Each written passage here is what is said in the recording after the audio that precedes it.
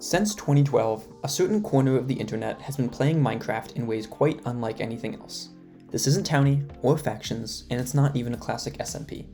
This is something much more dynamic. This is Civ. The date is June 2nd, 2022, and CivMC is about to launch. With Civ Classics having closed almost 6 months prior, and without another server to fill the void, the 450 players sitting in queue are ravenous for the next hit of their favorite drug. The server opens and the frenzy begins. Keep in mind that /OTT doesn't exist yet, so if you want to group up with your friends, you have to walk all the way across the map to do so. The largest nations had their first day already planned out. Scout your spawn, compare locations, and choose a place to settle. Just 3 days in, the JMQN releases the first claims map. It's quite a journey to reach the world that we know today, but you can already see most of the major players staking their claim. You'll notice that much of the land is unclaimed, and that's not just because it's unexplored. Nations were holding back their claims, trying to buy themselves time to set up defenses in production before revealing their position. Let's see how Yoadal is choosing to promote their XP grind, and yeah, sure. These first weeks were frantic as nations tried to set up production and defenses. So early into the map, even the largest groups were vulnerable. And speaking of Yoadal, this pressure, combined with other friction points, became so intense that there was a mental break within the government, causing several councillors to step away. But this scramble for security was not unfounded. By mid-July, notorious raider Val was hitting cities across the map, sapping wealth and dusting settlements with obsidian. He would continue to be a threat for weeks, only losing relevance as much larger fish needed to be fried. But despite the threats, the server was booming and nations were putting down roots everywhere. Across the map, cities began to emerge in the forests, jungles, and mountains of CivMC. In the east, Yoadal's capital was well on its way towards being trenched, while Pavia's town hall megabuild had already been completed. Further south, CivMarket begins selling plots, hoping to emulate the success of CivCorp, which had been a major economic center of Civ realms. It was a time of growth and setting new courses. Icenia, which had ended Civ Classics as a major power entwined in global politics, had chosen a far more isolationist route for CivMC.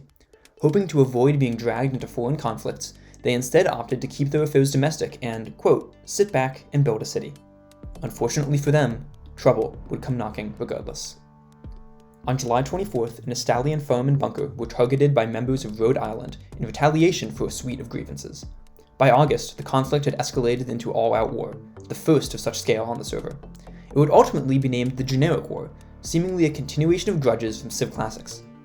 Rhode Island would undergo several changes in leadership, with General Thomas taking over in early August and attempting to pursue peace.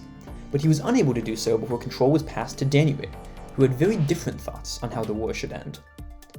Having rebranded to USA, Rhode Island declared war on 4 more nations, and their fighters were given far more latitude in their tactics, which they used to bomb Pavia.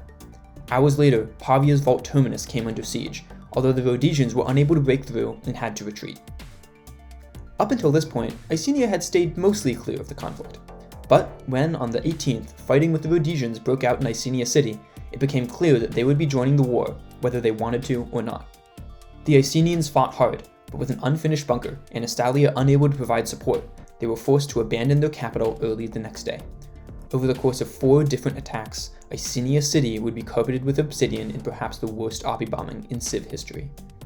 It's hard to understate the scale of this development. Icenia had been forced off their land in less than 2 days.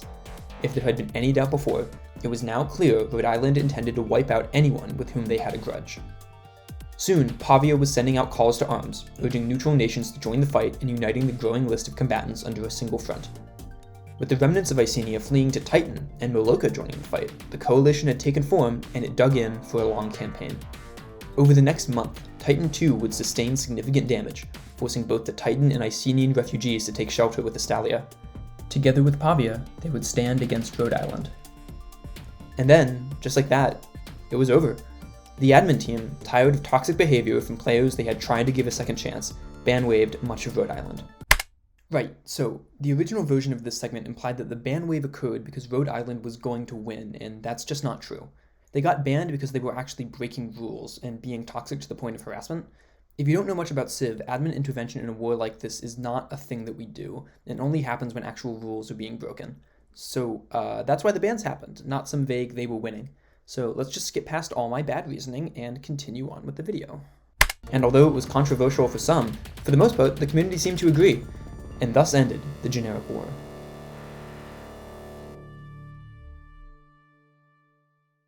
Despite the catastrophic losses endured by the coalition, the server rebounded quickly. The bombing of Icenia had been so destructive that new acid mechanics were introduced, helping them emerge from under a mountain of obsidian to continue building their city. But the war had permanently altered the arc of the server. Not only was the Rhodesian axis gone, but, quote, Titan Industries would essentially be written off as the lost cause, and the nation would split in two. Those with ties to Icenia chose to relocate to the recovering nation, while those who stayed reorganized Titan into Gangxi, which would grow to be far more hostile towards the rest of the server. Meanwhile, Icenia chose to abandon their isolationist streak, and by the end of the month was a founding member of the Security Enhancement Coalition, seeking to form a third axis that was neither pro nor anti-Estalian. Doubling down on the construction of the Whole Foods Vault, Icenia would no longer choose to stand on the sidelines. But that's enough about the war. If you look back at the start of the world, it's interesting to see all of these new institutions take shape, knowing which ones survive and which don't. For example, the aforementioned Civ market never really took off. Although the city had been built and a trench dug, it never gained enough traction to sustain itself as a trade hub, and would ultimately merge with the Monument Group in Pavia. Speaking of Pavia, if you want to go anywhere in the world today, the Pavia train station can probably get you there. But did you know there was a time when the Estalian 00 was a candidate for the next great server rail hub? Yeah, me neither. Turns out location isn't everything.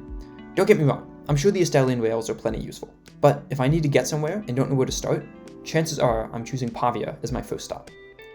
Another rail that shouldn't go unmentioned is the Great Overland Railway, a Uatlan project continued from Civ Classics. Centered on Altepidal, it stretched across the eastern continent by year's end, with further plans to connect to the region. Although several small conflicts would punctuate the final months, mostly involving temporal isles and Arnon, for most of the server, 2022 came to a close quite peacefully. It wouldn't stay that way for long. But that's a story for another time.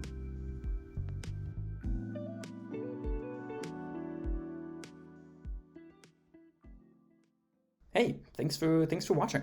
This is the first time I've ever tried to make something like this, so I hope it was good. I hope you enjoyed. I want to give a huge thank you to Specificlanguage and the newsletter that he used to write. Researching this video would not have been possible if it weren't for his archive of newsletters, so I've put a link to that in the description. Also in the description is a document with all of the images that I stole for this video, so if you saw something cool and you want to figure out the source of that, that'll all be down there too. I would love to maybe finish this at some point and make a full history of CivMC, not just 2022, but no promises that'll actually happen. We'll see. But yeah, I hope you enjoyed.